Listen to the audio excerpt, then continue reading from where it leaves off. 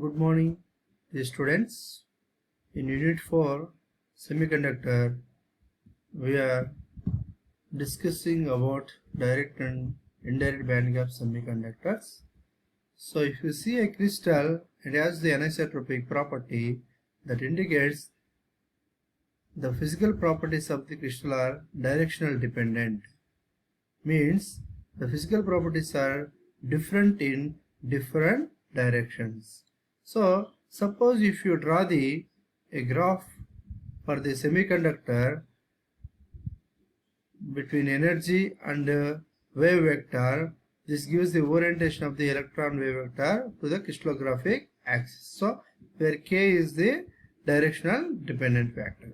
Okay, so this energy diagram, you can see the maximum energy of the valence band and minimum energy of the conduction band lies at the same value of a wave vector. This is called direct bandgap semiconductors. Suppose if any electron de-exits from the conduction band to the valence band, directly de-exits to the valence band, and it emits the excess energy in the form of a photon.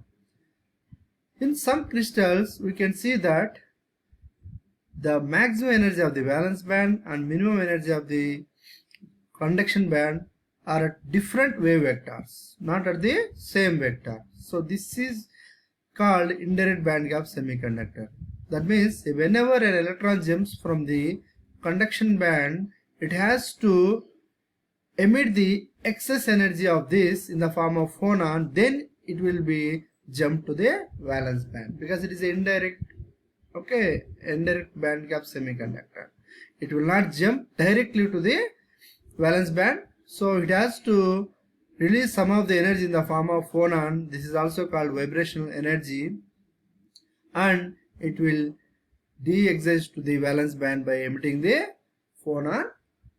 Okay, so this you can represent in case of direct bandgap semiconductor, the emitted energy is equal to the energy gap of the semiconductor. That's why you can write Ez is equal to h nu. Examples are gallium arsenide, indium phosphide, magnesium oxide. All these are compound semiconductors. By taking more than one element, we can get the semiconducting property. Okay, if you see in case of indirect bandgap semiconductor, Ez is equal to delta E phonon plus h nu. That means it is the addition of phonon energy. If it increases, it will decreases.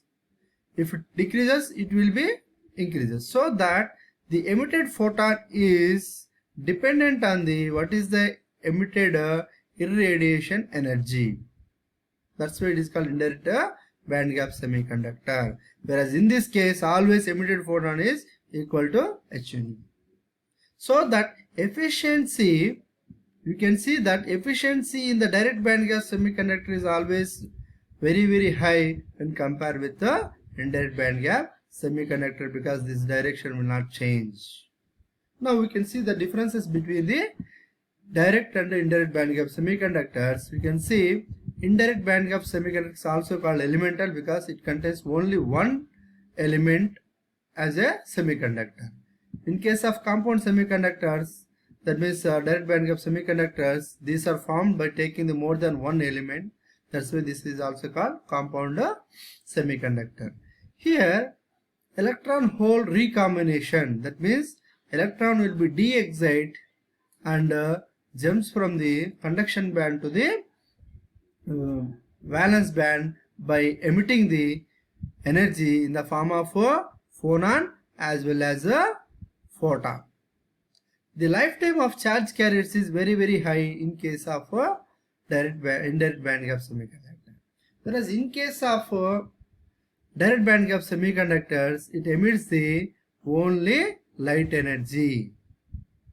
Lifetime of charge carrier is very less. This amplification is very less, but amplification of the elemental semiconductor is very high, and that's why it is useful for the electronic amplification applications. Here you can see this can be used for the manufacture of diodes and transistor usually we can use for the amplification of the signal.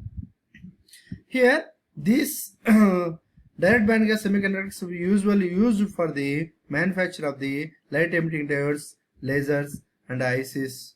Okay, so these are the differences between the elemental and compound semiconductors, very important. Okay, so next session we will discuss about the electrical conductivity of the extended semiconductor. Please keep it in mind that this is very important for your examination point of view. Get back to next session.